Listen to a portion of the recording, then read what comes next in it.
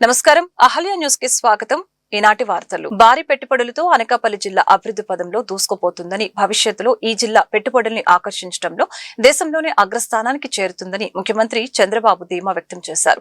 గతంలో వెనుకబడిన రంగారెడ్డి జిల్లా ఎలాగైతే సంపన్న ప్రాంతంగా మారిందో, విశాఖకు సమీపంలో ఉన్న అనకాపల్లిని కూడా మరో రంగారెడ్డి జిల్లాగా తీర్చిదిద్దుతామని ఆయన హామీ ఇచ్చారు. గురువారం అనకాపల్లి జిల్లా రాంబిల్లిలో 5,400 కోట్ల పెట్టుబడితో రెన్యూ సోలార్ సంస్థ ఏర్పాటు చేసిన 6.5 గిగావాట్ల ఇన్గాట్ వేఫర్ తయారీ ప్లాంట్లకు ఆయన శంకుస్థాపన చేశారు. ఈ సందర్భంగా ఏర్పాటు చేసిన సభలో ప్రసంగిస్తూ రాష్ట్ర అభివృద్ధిపై తన ప్రభుత్వ దార్శనికతను ఆవిష్కరించారు.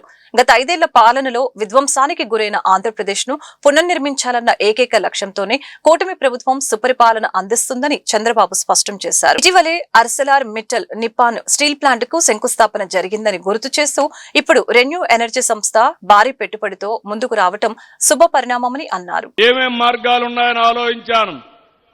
దీనికి గ్రీన్ ఎనర్జీ ఒక మార్గం. అందుకే కేంద్రం 500 గిగావాట్లు కరెంటు ఉత్పత్తి చేయాలని గ్రీన్ ఎనర్జీలో లక్ష్యంగా పెట్టుకుంటే, మనం 160 గిగావాట్లు రెన్యూవబుల్ ఎనర్జీకి ముందుకు పోతున్నాం. దీనివల్ల 10 లక్షల కోట్ల పెట్టుబడులు వస్తాయి. 7,50,000 మందికి ఉద్యోగాలు వస్తాయి. 22 నెలలు 117 ప్రాజెక్టులు క్లియర్ చేశాం. 5,95,000 కోట్ల రూపాయలు పెట్టుబడులు వచ్చాయి. 4,76,000 మందికి ఉద్యోగాలు వస్తాయి. ఇప్పటికీ 160 గిగావాట్లలో 90 గిగావాట్లు శాంక్షన్ కూడా ఇచ్చాం. ఎంఓయూలు కూడా చేశాం.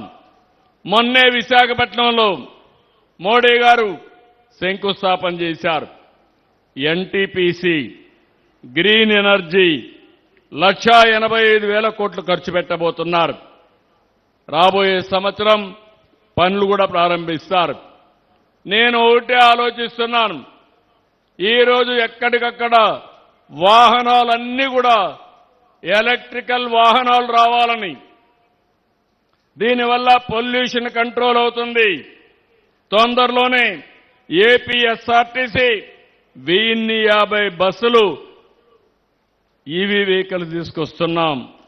1000 పైన ఛార్జింగ్ స్టేషన్లు పెట్టాం. ఇంకో తొందరలో 444 వస్తాయి. రాబోయే 3 సంవత్సరాల్లో 5,000 ఛార్జింగ్ స్టేషన్లు వచ్చి మొత్తం రాబోయే రోజుల్లో అన్ని ఆర్టీసీ బస్సులన్నీ కూడా ఎలక్ట్రికల్ బస్సులే వస్తాయి.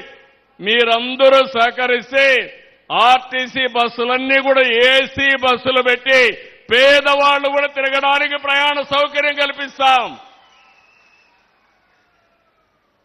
అంటే డబ్బులుండేవాళ్ళు ఏసీలో తిరగడం కాదు, మా పేదవాడు కూడా దర్జాగా బయటకు వస్తే గౌరవంగా ఉండే పరిస్థితి తీసుకురావాలనేది నా కోరిక. కాకినాడలో అతి పెద్ద గ్రీన్ అమోనియా ఉత్పత్తి కోసం ఏపీ మంత్రుల బృందం సింగపూర్ పర్యటన 3వ రోజుకు చేరుకుంది. సింగపూర్ లోని ప్రఖ్యాత టూవాస్ పోర్టుని ఈ రోజు మంత్రుల బృందం సందర్శించింది. ఈ సందర్భంగా పోర్టులోని అత్యాధునిక సాంకేతిక విధానాలను మంత్రులు పరిశీలించారు. కంటైనర్లను తరలించడానికి అక్కడ ఉపయోగిస్తున్న డ్రైవర్ లేని ఎలక్ట్రిక్ వాహనాలను చూసి మంత్రులు ఆశ్చర్యం వ్యక్తం చేశారు. భారీ క్రేన్లను ఆపరేటర్లు నేరుగా క్రేన్ పైకి వెళ్లకుండానే క్రింద కూర్చొని రిమోట్ ద్వారా నియంత్రించే విధానాన్ని ప్రత్యేకంగా గమనించారు. షిప్పింగ్, లాజిస్టిక్స్ రంగాల్లో ఏఏ సాంకేతికతను జోడించి కార్యకలాపాలను ఏ విధంగా వేగవంతం చేస్తున్నారో మంత్రులు అడిగి తెలుసుకున్నారు. ఈ పర్యటనలో మంత్రులు నారాయణ, అచ్చెన్నాయుడు, అనిత, బీసీ జనార్దన్ రెడ్డి, సత్యకుమార్ యాదవ్, అనగాని సత్యప్రసాద్ పాల్గొని అక్కడ ఉన్న స్మార్ట్ వ్యవస్థను అధ్యయనం చేశారు. మహిళా రిజర్వేషన్ బిల్లు అంశంపై కేంద్ర సహాయ మంత్రి భూపతిరాజు శ్రీనివాస్ వర్మ ప్రతిపక్షాలపై తీవ్రస్థాయిలో విరుచుకుపడ్డారు. దశాబ్దాలుగా మహిళా రిజర్వేషన్లను కేవలం రాజకీయ నినాదంగానే మార్చారని, మహిళా హక్కులను కాలరాసే ప్రయత్నం చేస్తున్న పార్టీలకు ప్రజల బుద్ధి చెబుతారని ఆయన హెచ్చరించారు. విజయవాడలో ఒక హోటల్ నందు నిర్వహించిన సమావేశంలో ఆయన మాట్లాడుతూ మహిళా రిజర్వేషన్ల అమలుపై గత ప్రభుత్వాల తీరును కేంద్ర మంత్రి తప్పుపట్టారు. 2014కు ముందున్న ప్రభుత్వాలు 3 దశాబ్దాల పాటు సాకులు చెబుతూ మహిళా బిల్లును వాయిదా వేశారని విమర్శించారు. పార్లమెంట్ లో బిల్లును త్వరితగతిన అమలు చేయాలనే సంకల్పంతో తాము అడుగులు వేస్తుంటే కాంగ్రెస్ మరియు దాని మిత్రపక్షాలు అడ్డుకుంటున్నాయని ఆరోపించారు. మహిళా వ్యతిరేక ధోరణికి నిరసనగా పెద్ద ఎత్తున ఆక్రోశ ర్యాలీలు నిర్వహిస్తామని ఈ సందర్భంగా మంత్రి స్పష్టం చేశారు. భారత ప్రధానమంత్రిగా 2014లో నరేంద్ర మోడీ గారు బాధ్యతలు స్వీకరించాక పెద్ద ఎత్తున ప్రతిష్టాత్మకంగా తీసుకున్నటువంటి కార్యక్రమం నారీ శక్తి వందనం అధినియం. ఈ కార్యక్రమంలో భాగంగా పెద్ద ఎత్తున మహిళలకు చట్టసభల్లో ప్రాతినిధ్యం కల్పించాలనేటువంటి ఒక ఆలోచన. దాదాపు అంత క్రితం 3 దశాబ్దాలుగా మహిళా రిజర్వేషన్ ఉండాలి అంటూనే అది అమలులోకి రాకుండా రకరకాల సాకులు కారణాలు చూపుతూ వాయిదా వస్తూ వచ్చినటువంటి ప్రభుత్వాలు 2014 ముందు అది ఒక ఎన్నికల నినాదంగానే మిగిలిపోయింది, ఒక రాజకీయ నినాదంగా మాత్రమే మిగిలిపోయింది. కానీ దాన్ని ఆచరణలోకి తీసుకొచ్చేటటువంటి ప్రయత్నం 2014 ముందు ఉన్నటువంటి కాంగ్రెస్ పార్టీ కానీ దాని మిత్రపక్షాలకు సంబంధించిన యూపీఏ ప్రభుత్వం కానీ చేయలేదనేటువంటి విషయం మనందరికీ కూడా తెలుసు. అయితే 2014లో తరువాత నరేంద్ర మోడీ గారి ప్రభుత్వం, ఆనాడు ఎన్డీఏ ప్రభుత్వం అధికారంలో అందరితో చర్చించి అర్థం పర్థం లేని సాకులు చూపేటువంటి వారిని పక్కన పెట్టి ఆవేళ ఉన్నటువంటి మెజార్టీ ఆధారంగా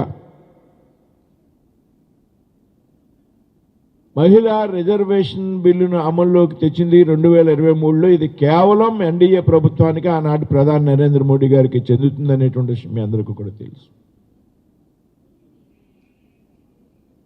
అయితే ఆంధ్రప్రదేశ్ లో సినిమా పరిశ్రమ అభివృద్ధి చెందాలని విజయవాడ 23వ డివిజన్ కార్పొరేటర్ నెలిపండ్ల బాలస్వామి పేర్కొన్నారు. నూతన నటీ నటులతో ఆంధ్ర టాకీస్ బ్యానర్ పై దారా రవి స్వీయ దర్శకత్వంలో నిర్మిస్తున్న చిత్రం నీది నాది మరో కథ చిత్రం పోస్టర్ ను ఆయన ఆవిష్కరించారు. ఈ చిత్రం త్వరగా నిర్మాణం ముగించుకుని ప్రేక్షకుల్లో మంచి ఆదరణ పొందాలని ఆకాంక్షించారు. విజయవాడ ప్రెస్ క్లబ్ లో 23వ డివిజన్ కార్పొరేటర్ నెలిపండ్ల బాల చేతుల మీదుగా పోస్టర్ ఆవిష్కరణ ఘనంగా జరిగింది. ఈ కార్యక్రమంలో కృష్ణలంక టిడిపి నాయకులు Vemula Durgarao, Krishna, Guntur east west distributors Jayaram, Om, Ramesh ముఖ్య అతిథులుగా పాల్గొనడం జరిగింది. ఈ సందర్భంగా కార్పొరేటర్ బాలస్వామి మాట్లాడారు. ఆంధ్రప్రదేశ్ లో సినిమా పరిశ్రమ అభివృద్ధి చెందాలని, ఇలాంటి చిన్న సినిమాలకు తమ వంతు ప్రోత్సాహం ఉంటుందని ఈ సందర్భంగా తెలియజేశారు. అలాగనే దర్శకత్వం వహిస్తున్న దారా రవి మాట్లాడుతూ ఇది ఒక ప్రేమ కథ అని, ఇప్పుడు ఉన్న యూత్ కి దగ్గరగా ఉండే కథ అని, చివరిగా ఒక మంచి మెసేజ్ తో కథ ఉంటుందని తెలిపారు. నీది నాది మరో కథ మూవీ పోస్టర్ రిలీజు కార్యక్రమం విజయవాడ నగరంలోని మరి ప్రెస్ క్లబ్లో చాలా గొప్పగా ఈ మూవీ పోస్టర్ రిలీజ్ కార్యక్రమాన్ని మా సోదరులు మూర్తి గారు, అలాగే డైరెక్టర్ కమ్ ప్రొడ్యూసర్ దారా రవి గారు, మా సోదరుడు దుర్గారావు, అలాగే ప్రసాద్ గారు, రమేష్ గారు, జయరామ్ గారు, మరి ముఖ్యంగా హీరో హీరోయిన్ మరి యంగ్స్టర్స్ గంగాధర్ మరియు మౌనిక, మరి వీళ్ళందరూ టీం ఆధ్వర్యంలో ఒక చక్కటి మూవీ భవిష్యత్తులో రాబోతుంది. ఒక మంచి సందేశం ఉన్నటువంటి సినిమా ఈరోజు ఈ పోస్టర్ రిలీజ్ కార్యక్రమం. మరి ఈ ఆర్టిస్టులు కూడా మరి కొత్తగా నూతన పరిచయం అనుకుంటా, నూతన పరిచయం హీరో హీరోయిన్ నూతన పరిచయం. మరి గతంలో కూడా దారా రవి గారు, మూర్తి గారు 2015లో బ్లేడ్ బ్యాచ్ అనేటువంటి ఒక చక్కటి మూవీని తీసి మరి అది కూడా మంచి విజయం సాధించడం జరిగింది. మరి అలాగా నైపుణ్యత కలిగినటువంటి రవి గారు, మూర్తి గారు వాళ్ళిద్దరి కాంబినేషన్లో మంచి హీరో హీరోయిన్ని సెలెక్ట్ చేసి మరి యువతకు ఒక మంచి సందేశాన్ని ఇవ్వాలి, యువతకి ఆదర్శవంతంగా నిలిచే సినిమాలు తీయాలనేటువంటి ఒక మంచి ఉద్దేశంతో ఈ నీది నాది మరో కథ అనేటువంటి చిత్రాన్ని మరి మంచి టైటిల్ని నామకరణం చేసి ఈరోజు ప్రజలకి మరి ఒక కామెడీ కానీ అలాగే అన్నీ ఉండే విధంగా ఈ కథని రూపొందించి మరి ఈ సినిమాని రానున్న రోజుల్లో త్వరితగతిన పూర్తి చేసి ప్రజల ముందుకు తీసుకురాబోతున్నారు. కాబట్టి మరి వీళ్ళని ప్రొడ్యూసర్ని అలాగే డైరెక్టర్ని మూవీ ఆర్టిస్టులని హీరో హీరోయిన్ అందరిని కూడా ప్రజలు ఆదరించాలని ఈ సినిమాకి మంచి పేరు రావాలని ప్రజలందరూ కూడా ఈ మూవీ చూసి మరి ఈ చిన్నటువంటి హీరోయిన్లు ఆదరించాలని మీడియా మిత్రులందరికీ నా నమస్కారాలు. నా చిత్రం యొక్క పోస్టర్ రిలీజ్కి వచ్చిన కార్పొరేటర్ బాలగారికి అలాగే నన్ను ఆశీర్వదించడానికి వచ్చిన మా శ్రేయోభిలాషులకు అందరికీ నా వందనాలండి, నమస్కారాలు. ఈ చిత్రం ఇంకా షూటింగ్ ప్రారంభం కాలేదు. నెక్స్ట్ మంత్ రెగ్యులర్ షూట్ ఉంటుంది. ఆ రోజు కూడా మిమ్మల్ని ఓపెనింగ్ రోజు పిలవడం జరుగుతుంది. అలాగే ఈ ఇయర్లో సినిమా పూర్తి చేసి రిలీజ్ చేసి మీ ముందుకు తీసుకొచ్చడానికి మేము ప్రయత్నం చేస్తాము. మంచి సందేశాత్మకమైన కథతో ఈ చిత్రం నిర్మించడం జరుగుతుంది. మీ మీడియా సహకారం ఉంటే నేను ఈ చిత్రాన్ని ప్రజలందరి ముందుకు తీసుకెళ్ళాలని, చాలా విజయవంతంగా తీసుకెళ్ళాలని నమ్ముతున్నాను. అలాగే ఈ ప్రభుత్వం కూడా ఇలాంటి చిన్న సినిమాలకి మంచి ఆదరణ, అవకాశం లొకేషన్ పరంగా కానీ ఇంకా వేరే విధంగా సబ్సిడీ పరంగా కానీ వేరే అన్ని విధాలుగా సహకరిస్తుందని కోరుకుంటున్నాను. ఇలాంటి చిన్న సినిమాలు ఆంధ్రాలో జరగడానికి, సినిమా పరిశ్రమ అభివృద్ధి చెందడానికి వాళ్ళందరికీ వచ్చినందుకు చాలా థ్యాంక్స్ అండి.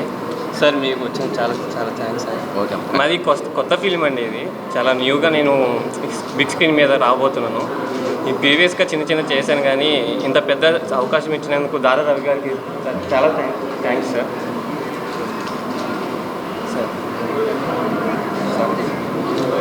జనసేన పార్టీ అధ్యక్షులు ఆంధ్రప్రదేశ్ రాష్ట్ర ఉప ముఖ్యమంత్రి కొనితెల పవన్ కళ్యాణ్ కు సంపూర్ణ ఆయురారోగ్యాలు చేకూరాలని మైలవరం నియోజకవర్గం జనసేన ఇన్ఛార్జు అక్కల రామ్మోహన్ రావు ఆకాంక్షించారు. మైలవరం నియోజకవర్గ జనసేన పార్టీ ఇన్ఛార్జు అక్కల రామ్మోహన్ రావు సూచనలతో ఏఎంసీ చైర్మన్ పొనకల్ల నవ్యశ్రీ ఆధ్వర్యంలో శ్రీలక్ష్మి గణపతి స్వామి దేవస్థానం నూజివీడు రోడ్డు మైలవరంలో బుధవారం ప్రత్యేక పూజా కార్యక్రమం నిర్వహించి 111 కొబ్బరికాయలు కొట్టిన అనంతరం మజ్జిగ పంపిణీ చేయడం జరిగింది. ఈ సందర్భంగా అక్కల గాంధీ మాట్లాడారు. పవన్ కళ్యాణ్ ఆయురారోగ్యాలతో ఉండాలని, మళ్లీ తిరిగి త్వరగా కోలుకోవాలని, రాష్ట్ర ప్రజల కోసం అభివృద్ధిలో భాగస్వామ్యం కావాలని ఆయన కోరారు. జనసేన పార్టీ రాష్ట్ర అధ్యక్షులు డిప్యూటీ సీఎం పవన్ కళ్యాణ్ గారు ఇటీవల కాలంలో వారి అనారోగ్యానికి గురవడం జరిగింది. వారు ఆరోగ్యంగా మళ్ళీ ప్రజా ఉద్యమంలోకి, ప్రజాక్షేత్రంలోకి రావాలని చెప్పి ఈరోజు మైలవరం నియోజకవర్గంలో ఈ మైలవరం గ్రామంలో వినాయకుడి గుడి నందు వారి పేరు మీద పూజా కార్యక్రమాలు నిర్వహించడం జరిగింది జనసేన పార్టీ ఆధ్వర్యంలో. మరి ఏదైతే ప్రజల కోసమే నా జీవితం అని చెప్పి వారి యొక్క వ్యాపారాలని కూడా పణంగా పెట్టి ఈరోజు ప్రజల కోసం పనిచేస్తూ ఉన్నారు పవన్ కళ్యాణ్ గారు. మరి అటువంటి వ్యక్తి ప్రజల కోసం మళ్ళీ కూడా ప్రజాక్షేత్రంలో వారు ఆరోగ్యంగా బయటికి రావాలని చెప్పి మేము ఈరోజు మైలవరం నియోజకవర్గం జనసేన పార్టీ ఆధ్వర్యంలో వారి యొక్క యోగక్షేమాలని కోరుకుంటూ భవిష్యత్తు తరాలకు, ముఖ్యంగా యువతకు సిపిఐ పోరాట చరిత్రను చేరవేయాలనే లక్ష్యంతో కమ్యూనిస్టులను కన్న కాలం గురించి ఉమ్మడి కృష్ణా జిల్లా ఉద్యమము వీర చరితలు పుస్తక ఆవిష్కరణ కార్యక్రమాన్ని ఈ నెల 25న హనుమంతరావు గ్రంథాలయంలో నిర్వహించనున్నట్లు సిపిఐ రాష్ట్ర కార్యదర్శి వర్గ సభ్యులు దోనేపూడి శంకర్ పేర్కొన్నారు. ఈ కార్యక్రమానికి సిపిఐ జాతీయ సమితి కార్యదర్శి రామకృష్ణ, రాష్ట్ర కార్యదర్శి ఈశ్వరయ్య ముఖ్య అతిథులుగా హాజరవుతారని తెలిపారు.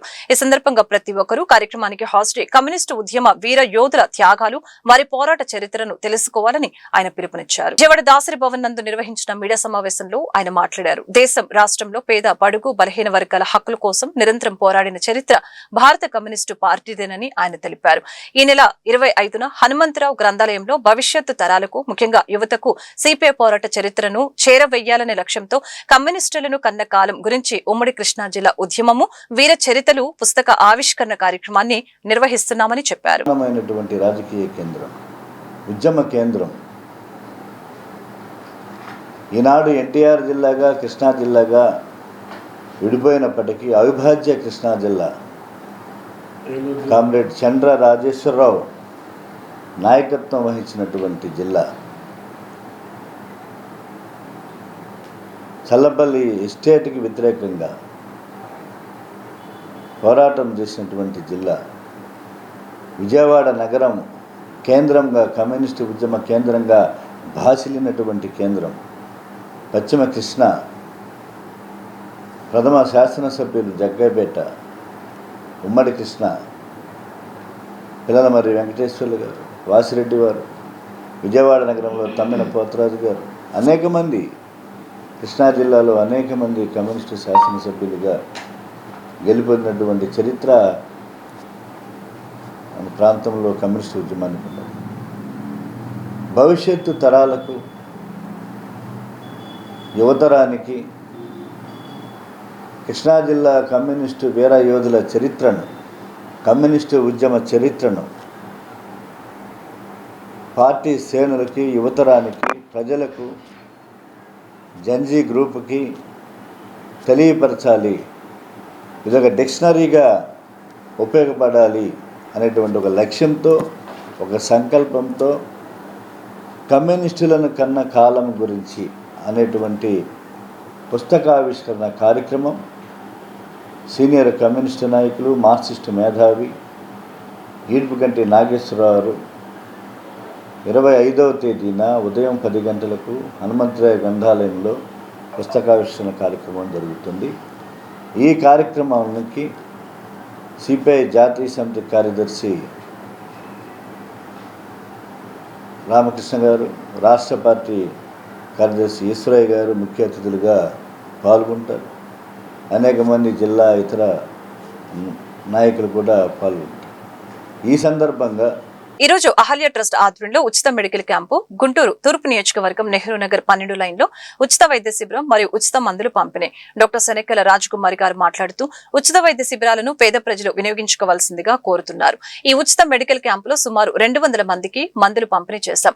ఈ క్యాంపులో డాక్టర్ రాజకుమారి గారు గర్భిణీ స్త్రీలు ఎండాకాలంలో తీసుకోవాల్సిన జాగ్రత్తలు, తల్లి బిడ్డ క్షేమంగా ఉండి సులువు ప్రసవం అయ్యే మార్గాల గురించి, వ్యాయామం గురించి మరియు తీసుకోవాల్సిన ఆహార జాగ్రత్తలు, తల్లి తీసుకోవాల్సిన వ్యాక్సినేషన్ గురించి అవగాహన కల్పించారు. కార్యక్రమంలో పాల్గొన్న డాక్టర్ శనెక్కల రాజకుమారి గారు, డాక్టర్ శనెక్కల ఉమాశంకర్ గారు, డాక్టర్ ప్రియాంక గారు, డాక్టర్ కరీమ గారు మరియు అహల్య హాస్పిటల్ స్టాఫ్ మరియు ఎన్డీఏ కూటమి నాయకులు శ్రీనివాసరావు గారు, బిట్రగుంట మల్లిక గారు, దాసరి రాజా మాస్టర్ గారు, ఎర్రగోపు నాగేశ్వరరావు గారు, గుడిపల్లి వాణి గారు, నరేష్ గారు, సత్యనారాయణ గారు, త్రిపుర గారు, లోకేశ్వరి గారు ఈ కార్యక్రమంలో పాల్గొన్నారు.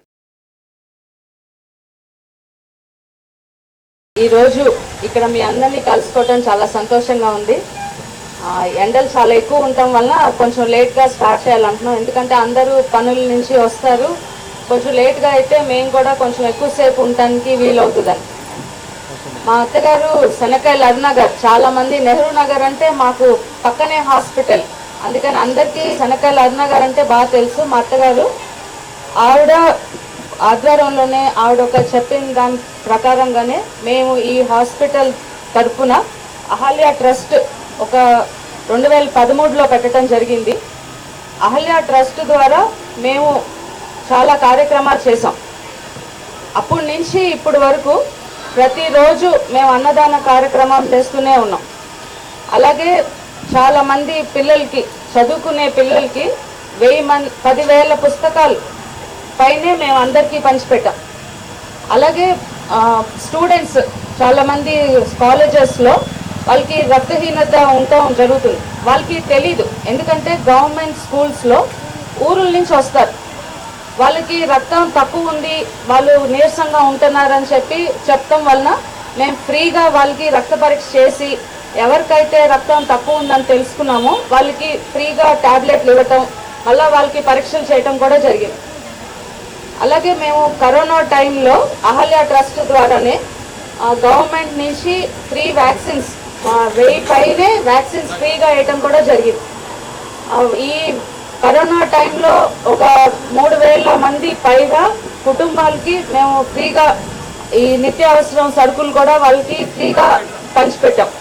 అలాగే అప్పుడులో స్కూల్స్ చాలా మందికి లేకపోవటం వల్ల టీచర్స్ ఎవరైతే ఉన్నారో వాళ్ళకి సేవలు కూడా అందచేయటం జరిగింది. ఈ మహిళలపై అత్యాచారం జరగటం, శారీరక అత్యాచారం ఇవన్నీ జరుగుతూ ఉంటాయి. సో స్కూల్స్ పిల్లలకి, కాలేజెస్ పిల్లలకి అవగాహన కల్పించాం. అలాగే ఈ ఒక 15 రోజులు గత సంవత్సరంలోనే మేము అవగాహన కల్పించాం వాళ్ళకి.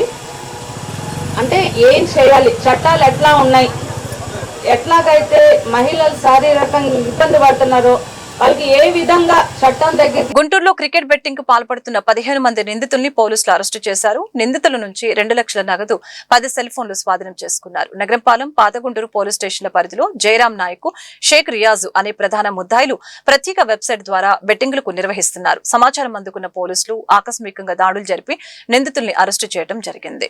చట్ట వ్యతిరేక కార్యకలాపాలకు పాల్పడితే కఠిన చర్యలు తీసుకోవడం జరుగుతుందని హెచ్చరించారు. ఐపీఎల్ సీజన్ నడుస్తుంది. సో దాంతోనే క్రికెట్ బెట్టింగ్ కూడా చాలామంది ఆడుతున్నారు. సో క్రికెట్ బెట్టింగ్ మీద చాలా స్ట్రిక్ట్ యాక్షన్ తీసుకోవడం జరుగుతూ ఉంది. సో అదే తరుణంలో 2 పోలీస్ స్టేషన్స్లో 15 మందిని అరెస్ట్ చేసి వాళ్ళ దగ్గర నుంచి 2 లక్షల రూపాయలు సీజ్ చేయడం జరిగింది. అదేవిధంగా వాళ్ళ దగ్గర నుంచి 14 సెల్ ఫోన్స్ కూడా సీజ్ చేయడం జరిగింది.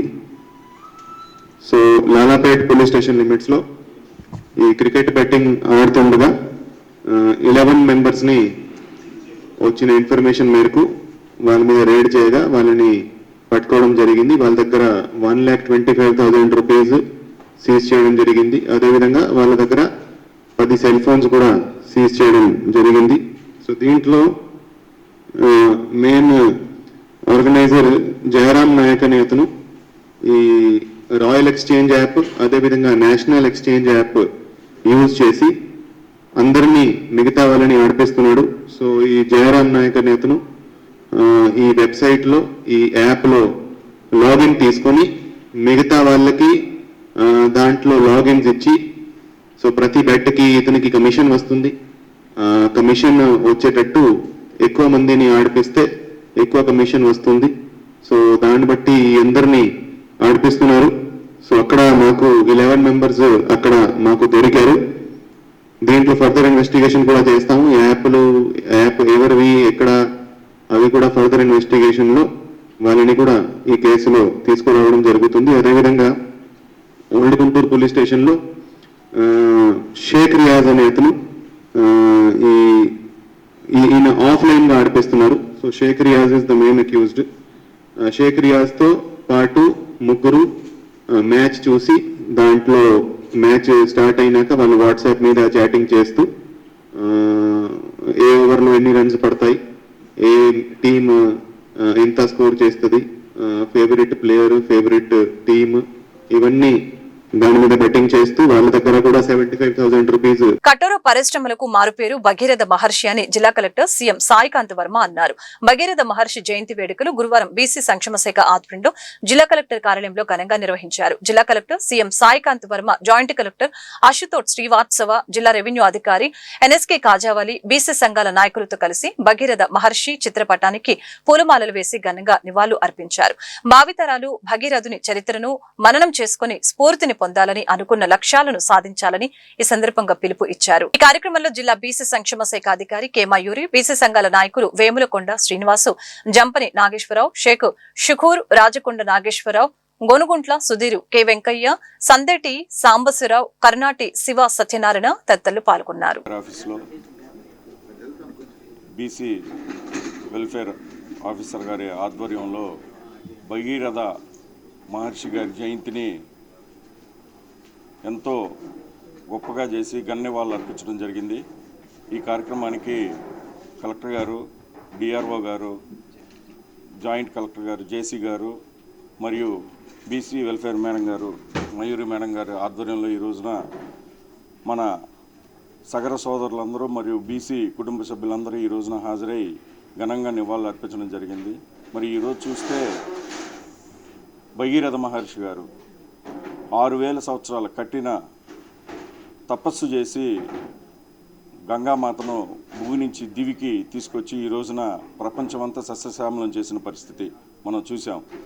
అలాగే ఈ రోజున ఈ ప్రభుత్వం బడుగు బలహీన వర్గాల్లోని మహనీయుల్ని ఈ రోజున ప్రతి ఒక్కరిని కూడా మనం స్మరించుకునే విధంగా వారి జయంతిని మనం భావితరాలకు ముందుకు తీసుకెళ్లే విధంగా ఈ రోజున చేసినందుకు కూటమి ప్రభుత్వానికి, ముఖ్యంగా నారా చంద్రబాబు నాయుడు గారికి, బీసీ మినిస్టర్ సవితమ్మ మేడం గారికి కృతజ్ఞతలు ఈ సందర్భంగా తెలియజేస్తున్నాను. నేను retired CPO, chief planning officer చేసి రిటైర్ అయినా. ఈ సగర సంఘంలో ముఖ్యంగా భగీరథ కులస్తుడిని, భగీరథ వారసుడిని. అందుకనే భగీరథ జయంతి కోసము మా కుల పెద్దలు, తర్వాత ఇంతకుముందు చైర్మన్గా చేసిన వాళ్ళు వాళ్ళందరూ కూడా రావడం జరిగింది. దీని నిమిత్తము మనకు జిల్లాలో నేను చెప్పేది ఏం లేదు, ప్రత్యేకంగా సగర కులము అంటే ఉప్పర లేదా సగర్లు అంటారు. ఉప్పర అనేది వృత్తి, సగర అనేది కులం. దీని మీద బేస్ చేసుకుని డైలీ టాపీ పనికో, లేకపోతే వ్యవసాయ కూలీలుగానో, లేకపోతే మట్టి పనికో ఇలా వెళ్తూ ఉంటారు. ఈ విధంగా వెళ్ళి రోజు వారి పని చేసుకుంటూ బతుకుతున్న వాళ్ళు సగర కులస్తులు. అందువలన ఎవరు కూడా పొలిటికల్ కానీ ఇండస్ట్రియలిస్టులు కానీ ఎవరు ఎదగలేదు. ఎదగకపోవడం కారణం ఏంటంటే ఫైనాన్షియల్గా వెనకబడి ఉంటాం. మెయిన్గా ఆ ఫైనాన్షియల్ వెనకబడితనంకే ఇప్పుడు కార్పొరేషన్స్ పెట్టారు మన ముఖ్యమంత్రి గారు. ఆ కార్పొరేషన్స్కి ఫండ్స్ అలాట్ చేసి కొద్ది గొప్ప సెల్ఫ్ ఎంప్లాయ్మెంట్ ప్రొవైడ్ చేస్తే కొద్ది గొప్ప పెరుగుదల ఉంటుంది. ఇది ముఖ్యంగా నేను కోరుకుంటున్నాను. ఈ కార్పొరేషన్ నుంచి ఎక్కువ మందికి మామూలుగా. ఈ వార్తలు ఇంతటితో సమాప్తం. మరొక బులెటిన్ మళ్ళీ కలుద్దాం. నమస్కారం.